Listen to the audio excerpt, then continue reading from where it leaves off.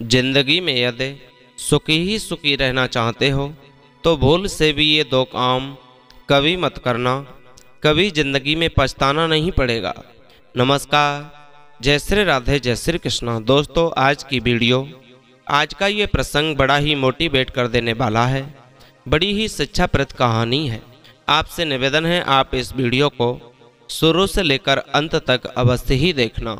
दोस्तों, इस कहानी में बताया गया है कि मनुष्य को उसके कर्मों का फल कैसे मिलता है, उसे अपने कर्म कैसे भोगने पड़ते हैं और वे कौन से दो काम हैं जो उसे कभी नहीं करने चाहिए। आइए कहानी शुरू करते हैं। दोस्तों, प्राचीन समय की बात है। एक किसी गांव में एक बूढ़ा व्यक्ति रहा करता था और वह बहुत ही निर्मल, शांत और धार्मिक प्रवृत्ति का था, जो हमेशा अच्छे काम करता था और अपने गांव की सेवा करता ही रहता था। उसका नाम था रामदास। वह गांव के लोगों के बीच काफी प्रसिद्ध था और गांव वाले रामदास के नेतृत्व में आत्मनिर्भर और समर्थ बनने के लिए उसकी हर बात को मानना और उसके बताए हुए मार्ग पर चलना आवश्यक समझते थे। रामदास का यही लक्ष्य था कि वह लोगों को सही मार्ग पर चलाए और उन्हें कर्म की महत्वपूर्ण का ज्ञान दे। उसका मानना था कि कर्म का फल सदैव मिलता है, चाहे वह अच्छा हो या बुरा हो। यह हो सकता है भले ही आज नहीं तो कल अवश्य ही मिलेगा। वह यह सिखाते हुए कि अच्छे कर्म करने से हमें अच्छा ही फल मिलता है, जबकि बुरे कर्म का फल हमें दुख और कष्ट की ओर ले जाता है। गांव में एक और व्यक्ति रहता था जिसका नाम था मदन। मदन बहुत ही क्रोधी और क्रूर व्यक्ति था। वह हमेशा अपने लाभ के बारे में ही सोचता रहता था और दूसरों के साथ कभी वह कोई अच्छा बर्ताव नहीं करता था, बल्कि सिर्फ अपने ही स्वार्थ के लिए काम करता था। मदन को केवल अपने लाभ की चिंता थी और उसे कभी भी दूसरों की मदद करने का कोई शौक नहीं था। मदन की बुराई का फल उसे जल्दी ही मिलने लगा।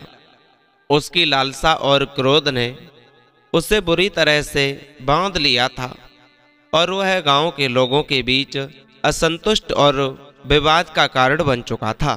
वह दूसरों के साथ अन्याय करता था और उनका अपमान करता था।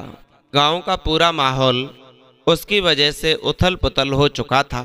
गांव के लोग उसके साथ बैठना, उठना, चलना सब कुछ बंद कर चुके थे, क्योंकि वे सभी लोग जानते थे कि मदन क्रोधी और बुरे व्यवहार का व्यक्ति है। वह कभी भी किसी की बेइज्जती कर सकता है, इसलिए गांव के लोग हमेशा उससे बच कर के चलते थे, क्योंकि उन्हें किसी के सामने कभी बेइज्जती ना होना पड़े। दोस्तों, एक तरफ रामदास का व्यवहार ऐसा था कि लोग उसके साथ बैठना, उठना, उससे बातचीत करना बहुत पसंद किया करते थे। उसकी हर बात को मानना उचित समझते थे। लेकिन वही दूसरी तरफ उसी गांव का रहने वाला निवासी मदन, उससे लोग बचकर के चलते थे। उसके साथ बैठना भी पसंद नहीं करते थे, बातचीत करना तो बहुत दूर की बात थी। उसके लोग बैठते भी नहीं थे। और अच्छे और बुरे कर्मों का फल वह कैसे मिलता है, यही होता है। इन दोनों लोगों में आप अंतर कर लीजिए कि एक के साथ लोग बैठना, उठना, रहना पसंद करते हैं और दूसरे के साथ उठना, बैठना बिल्कुल भी पसंद नहीं करते। यही अच्छे और बुरे कर्मों का फल। एक दिन की बात है, मदन ने एक बुजुर्ग आदमी से बड़ी ही बदसलूकी से बात किया। उसने बुजुर्ग को धक्के देकर के बुरा वार्ता किया और उससे कहा कि तुम कितने भी बूढ़े हो क्यों ना हो, तुम कितने भी बूढ़े क्यों ना हो, तुम्हें अपनी जगह समझनी चाहिए, तुम्हें यह नहीं रहना चाहिए। बुजुर्ग आदमी ने मदन को बड़े ध्यान से सुना और कहा कि बेटा, जीवन में हर किसी का अपना स्थान होता है। हम सभी यहाँ अपने कर्मों के अनुसार ही होते हैं। अगर हमें अपने कर्मों का फल चाहिए तो हमें भले कर्म करने चाहिए, क्योंकि बुरे कर्मों को करने वाला व्यक्ति कभी भी अच्छा नहीं बन सकता है और उसके साथ ना अच्छा हो सकता है। उस बुजुर्ग व्यक्ति ने कहा कि बेटा, इस प्रकृति का नियम है कि तुम उसे जितना दोगे उससे वो तुम्हें अधिक लौटा जाएगी। इसलिए यदि देना है तो प्रसन्नता दो, खुशी दो, और प्रकृति तुम्हें उससे ज़्यादा खुश और प्रसन्न वापस करेगी। लेकिन ये यदि तुम किसी को दुख दोगे, कष्ट दोगे, उसे परेशान करोगे, उसके साथ बुरा व्यवहार करोगे, तो यह प्रकृति तुम्हारे साथ उससे अधिक दुख परोस देगी और तुम्हारे साथ उससे अधिक बुरा व्यवहार होगा। मदन ने उस बुजुर्ग की बात को सुना, लेकिन उसने उन्हें ध्यान नहीं दिया। उसे वहां से धक्के देकर के निकाल दिया। उसने बुजुर्ग की सलाह को अनदेखा कर दिया और अपने मार्ग पर चलते हुए आगे निकल गया। मदन की अच्छी तरह से नहीं, बुरी तरह से फजीयत उसके अन्यायपूर्ण और अधर्मी कर्मों के फल उसे जल्दी ही मिलने लगे। उसका जो सारा धन था वह सब समाप्त हो चुका था। उसने वेश्यावृत्ति और नशे के अपने सारे धन को बर्बाद कर दिया था। गलत कर्मों के कारण उसका सारा धन नष्ट हो चुका था। उसका परिवार उससे नाराज हो चुका था, क्योंकि उसने अपने परिवार के लोगों को कई बार अपमानित करके बड़ा दुख पहुंचाया था। उसकी लालसा, क्रोध ने उसे बड़ी ही कठिनाई में डाल दिया था। उस समय मदन ने अपनी गलतियों का एहसास किया और उसने अपनी गलतियों के लिए पश्चाताप भी किया।